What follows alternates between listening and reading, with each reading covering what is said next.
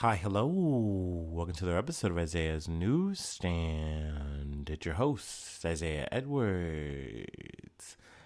The date is July the 27th, 2024. Hopefully, this episode finds you well, in good spirits, and high hopes. As for me, I'm doing pretty good. Let's see, we just been hanging out today, just relaxing, debating on what I'm going to do for tonight. We'll see. But last night we pretty much did more of the same. Just wound up hanging out like all day. I dare say I got in this like really annoying position, like a part of my day where I was just like really bored. It was like in the evening. I was really bored. I was tired, but not tired enough to fall asleep. And I was just kind of laying around and I was just like, this kind of sucks. Which essentially I was just bored and I was just like, I hate that because I rarely get bored these days. Usually I find something to do, but essentially it was the problem was I was too tired to really get up and do something. But I also really didn't have enough motivation to like fix that or the energy. I don't know. Overall, it all worked out. I went up and drank a energy drink and just did a little gaming and got through the night. It was fine. But yeah, so Friday was a Friday. But speaking of yesterday, let's talk about the food corner. We had pizza day. It was Pizza Friday. We went to Domino's. Gotta say, it was overall a good pizza run. But the two pizzas I got, one was pepperoni and jalapeno with Parmesan shredded cheese on it. And this is like my only beef is that it felt like the cheese wasn't as cheesy, if that makes sense. Like the way it kind of winds up getting cooked, like it's almost like I feel like now I have to like add extra cheese to make it as cheesy as I like. So I don't know, we'll see. Time's gonna tell there. But that pizza was fine. I mean, I ate it all. No real complaints. And then the other one I got was sausage and pineapple. So yeah, it was good. It was pizza. We gobbled it up. We devoured. And yeah, here we are now on Saturday. Just like I said, figuring out what we're gonna do for the day. But like it might just be a whole lot of nothing. Who knows? I'll keep you posted. You'll know by tomorrow. Let's see here. Is there really anything else to blah blah blah about on my personal life? No, like I said, it sounds as ho hum as it is. Let's go ahead and do our startup, and we'll go ahead and get into some news. Hopefully, that sounds good. I will say though, it was nice just to have a lazy day. I don't want to come off like I was complaining about it. Like at the end of the day, I did call off. I was just like, make the most of it. And sometimes making the most of it is just chilling and doing nothing. I'm pro that.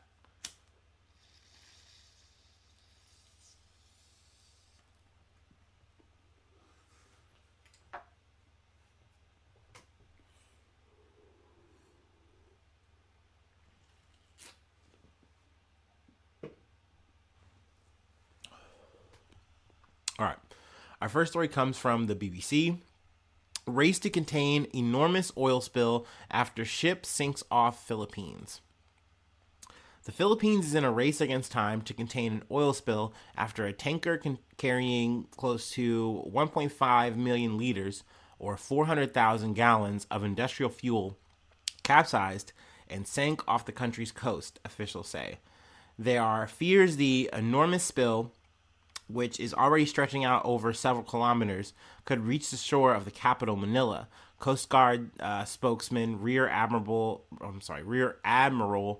Armando Balilio told reporters.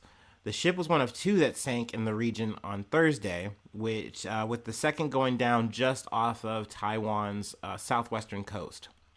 Both Taiwan and the Philippines are seeing large amounts of rain as Typhoon Gami moves through the area, causing widespread flooding. The typhoon made landfall in mainland China on Thursday evening local time, with authorities declaring the highest tier disaster warning. It first struck Taiwan on Wednesday evening, killing 3 as it made its way across the island. 4 countries and cities in Taiwan saw more than 1,000 milliliters of rain during a 14-hour period ending Thursday afternoon.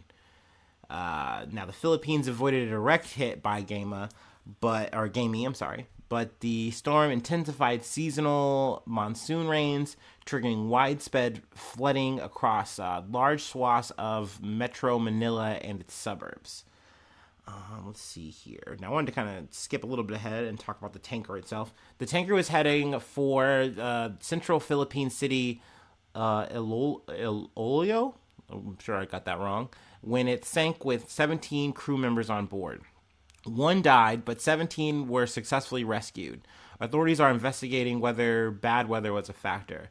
I would say it was from how I heard it. I listened to the BBC podcast, whatever, when they talked about it. Essentially, they had went out and they were okay to go out despite the stormy weather. Like, at that point, it hadn't gotten that bad. The ship goes out. They get about halfway through. They realize the weather's too bad to continue. They try to go back and they realize, oh, we're in trouble. So they call the Coast Guard. The Coast Guard gets there as soon as they can. Unfortunately, one person still died. But, I'd say that's very effective, and they did as good as they could. But in the aftermath, naturally, now you still have this tanker that is now sitting and just leaking. Now they're hoping that the ship is going to contain the leak as best it can, and not like all of the oil in containers like ruptures and leaks out into into the water. We'll see. Keep you posted. But definitely, it does look pretty dire, at least in the environmental sense, in that regard. But meanwhile, to the north in Taiwan, all 9 sailors were initially reported missing after their Tanzania-flagged cargo ship Fushan went down. The Myanmar nationals were forced to abandon the sinking ship. Haizo Huancheng, head of the fire agency, told AFP. They fell into the sea and were floating there. The first attempts to reach the crew, who were wearing life jackets, were hampered by the low visibility and high winds, but by the end of Thursday, 3 had been reported rescued. So at least is some good news there, but I haven't really heard any other reports in terms of like anyone else rescued. So a bit of weather there, a bit of what's going on there internationally. But let's go ahead and actually take it a little bit local, going to the Associated Press for some info. I couldn't help but cover this story. It's another food-related one. Chicken wings advertised as boneless can have bones. Ohio Supreme Court decides. I would have covered this the other day. I just really didn't have the spacing, so I was like, fuck it, let's just do it today. It's a bit lighter because no one died. We're not mukbanging to death or anything like that.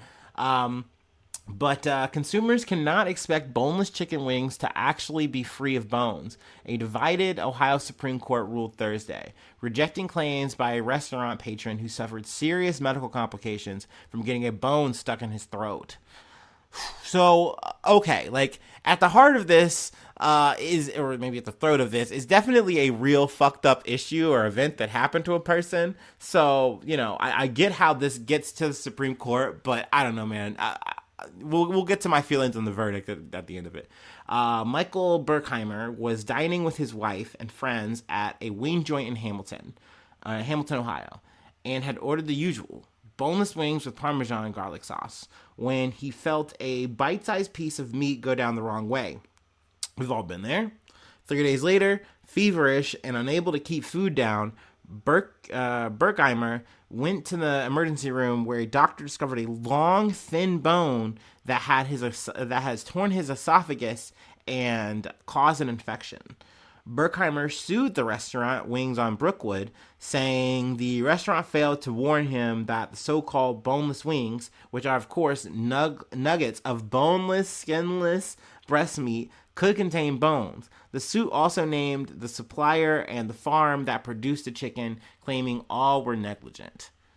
In a 4-3 ruling, the Supreme Court said Thursday that boneless wings refers to a cooking style, and that Berkheimer should have been on guard against bones, since it's common knowledge that chickens have bones. The High Court sided with the lower courts that had dismissed Berkheimer's suit.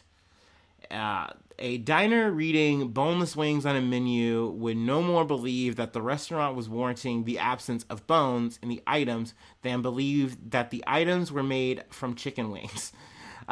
Just as a person eating chicken fingers would know that he has not been served fingers. Justice Joseph D. Teeters wrote for the majority. Now that's kind of cutting, but I do get the logic here. I understand the rationale. Like, I'm not saying it's laughable and it's the most fucked up thing, that's for sure. But the dissenting justices called Dieter's reasoning utter jabberwocky. So I already like where this is going, and said a jury should have been allowed to decide whether the restaurant was negligent in serving Berkheimer a piece of chicken that was advertised as boneless. And I would add that it's kind of fucked up that they had a piece of bone that big, like a long, thin bone and a piece of boneless chicken. You don't expect that at all. I totally understand that rationale. I also understand the rationale of, like, are you eating that oafishly that you, like, swallow down a piece of bone like that? And I also say this as a person who literally bites the inside of their tongue bi-weekly. So, like, I'm not actually judging, but I'm saying I can understand how people are like, maybe this is kind of on the consumer here. I don't know. But let's close out on this quote, I guess. The question must be asked: does anyone really believe that the parents in this country who feed their young children boneless wings or chicken tenders or chicken nuggets or chicken fingers expect bones to be in the chicken? Of course they don't. Justice Michael P. Donnelly wrote in a dissent, when they read the word boneless, they think it means without bones, as do all sensible people. And I agree with that. I actually am with the dissenters on this one. I mean, once again, I understand how in the legalities, this is more of a style of chicken, and hey, mistakes happen. Essentially, I feel like that's why they're using that argument there for that. But at the end of the day, as a reader, you're looking at that in fucking layman's and you're like, yeah, no bones. I don't have to worry about this. I get to chomp as oafishly as I fucking want to. So yeah, like I can understand why was it Brockheimer, was upset, or Berkheimer, I'm sorry, I said Brockheimer, I don't know, wrong vowel. But I can understand why he's upset here, and it's like, no, dude, like, I just wanted to have a nice night out, eat my little chicken wings, enjoy my little garlic parm, and just go home, and I got nothing but trouble. So I can understand him running it all the way up. But yeah, I thought this was an interesting case to cover. As of, what's my review on Wings on Brookwood? Because I have been there. It's pretty good. It's fine. Overall, solid food. It's definitely a nice little local joint if you want to go. But I guess, yeah, maybe be on guard for the boneless wings. I don't know. All right, let's go ahead and move on. From chicken wings to chicken soup for the soul. We got an update on Redbox here. From Odyssey or KNX News 97.1 FM. LA law firm files $1 billion lawsuit versus Chicken Soup for the Soul, alleging elaborate Ponzi scheme. So there's an update on the Redbox and a new angle that I didn't even think about. I feel like I totally should have, kind of kicking myself. But an LA-based law firm has filed a $1 billion class action lawsuit against the company behind Chicken Soup for the Soul and Redbox, accusing the company of engaging in an elaborate Ponzi scheme. As KNX News' Natalie Tavidian reports, the lawsuit alleges that the entertainment company defrauded employees, taking money away from them by deducting wages from medical insurance and allowing policies to be canceled. Attorney Michael Alder says about 2,000 employees are left with millions of dollars of unreimbursed medical expenses. We certainly anticipate over $1 billion worth of damages, said Alder. Just alone, we anticipate $500 million worth of stolen money based on losses of wages, withholding, etc., punitive damages, and other damages we expect also to follow. So given the breadth, magnitude, and scope, we will certainly exceed $1 billion. KNX News reached out to Chicken Soup for the Soul Entertainment and Redbox for comment, but its spokesperson said they are no longer with the company since it entered Chapter 7 bankruptcy and is being liquidated. So they're trying to, like, Pontius Pilate, wipe their hands of this kind of shit, maybe legally, but I can see how they're going to maybe get caught in the vacuum. If I could speculate, maybe this will end in a fucking, like, settlement or something like that. If they can hit that and get that, I don't know. I will definitely keep you posted, but that angle makes a lot of sense, right? Because at the end of the day, if you're a company that's on the level and you're doing everything right, you shouldn't have a situation where your employees at the end of your company's, life, that they do not get paid, that they do not have insurance. Like, that is a hole. That is a problem. Like, that should never have been created. Why did that happen? And if people are getting paid at the top, and now at the end of this company's run, people at the bottom have not been paid out, that's a problem. That's illegal. So in that regard, trying to say, hey, we can prove that this is actually a Ponzi scheme, well, I'm listening because that makes sense to me. I just didn't cover it that way, and I'm like, oh wow, no, that's the angle. That's real as fuck. You know what I mean? They were just way too loose with this shit and didn't give a fuck about making sure that people were always going to have their money. And now, times are way too tough, and people are now going without. That should never fucking happen in a company. So hopefully people get some kind of compensation and some kind of settlement out of this legally. But we shall see. All right, we have one more thing that I want to cover, and then I'll let you go. Let me go ahead and take my last break, and then we'll go ahead and close it out. It's an update on some, social media stuff that we literally just covered. It just came down the pipe. You gotta love that. Ooh. All right, yeah. But feel free to take the last break with me. You know what I do. You know how I get down. Hopefully, If you're a new listener, wow, hi, nice to meet you. I'm Isaiah. All right.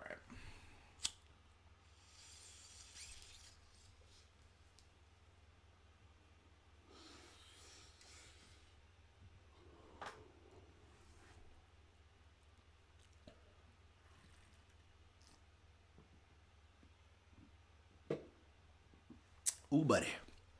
All right. From NBC News.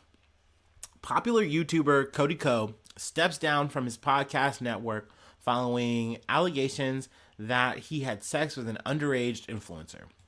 Did I say this from NBC News? If not, I'm saying it again. They say his full name, and they say it throughout, or at least his last name. I'm going to try it one time, and I know I'm going to get it wrong. Cody Kozalik. Which is not it. I'm pretty sure I just reference a magic card. We're gonna call him Cody Ko for the rest of this. This isn't about his last name. It's about the things that he's done. The allegations. The commentary YouTuber, better known as Cody Ko, will be stepping away from day-to-day operations at TMG Studios, the podcast network he co-founded, following allegations that he has had sex with an underage influencer when he was 25.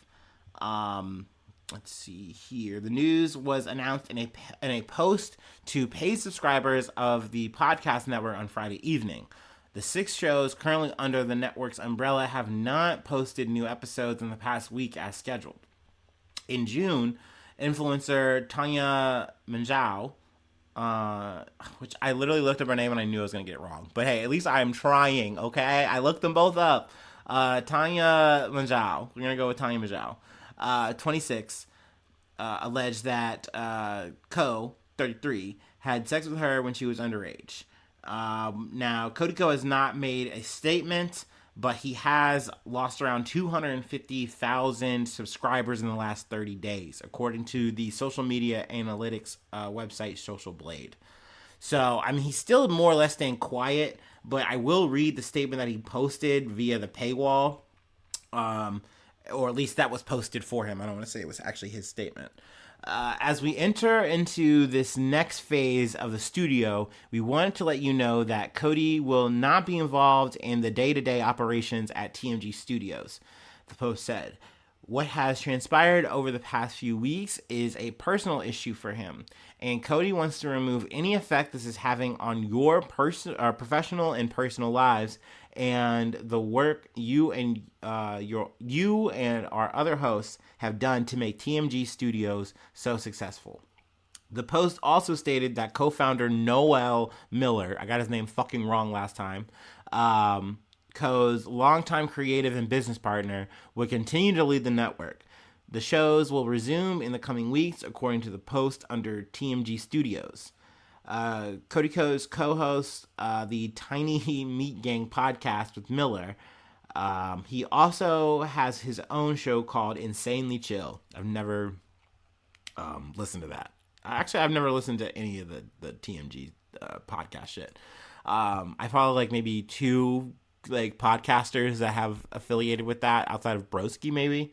That being said, it's all hit and miss, I guess, whatever. But yeah, I mean, this was definitely a development.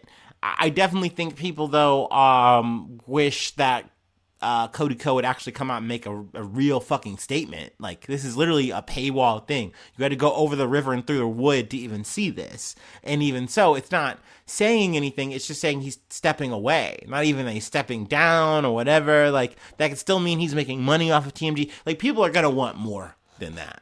And I really do think it kind of goes back to the idea of, like, they just want him to say something. You know what I mean? And you get that it's like, hey, you know, he's got a lot on the line or blah, blah, blah, yada, yada. But this is, once again, about a person being a real human being here and acknowledging that they made a mistake. I really do think that's just, it does more than this, for sure. But we'll see. I mean, maybe he's just going to keep on this route. I mean, this isn't a new thing. This isn't the first time it's been brought up. It just simply been brought up by someone who isn't the victim, and they're saying like, hey, you know, we need to call attention to this, and now more people are kind of rallying around it.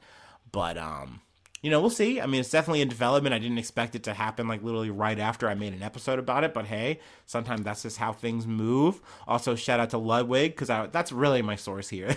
I was like scrolling through once again in like the middle of the night trying to get tired, and then I think this might have been when I woke up and I checked my phone and I saw Ludwig had posted about it, and I was like, oh shit, all right, update. So I checked it out, and here we are. So yeah, that's the episode. You know, obviously if you'd like to read the article and get the full skivvy, I really do think it's crazy, but I do like that, like, social media makes the news like this when it's just this big, you know what I mean? I don't know, for me, it's a surreal, uncanny moment.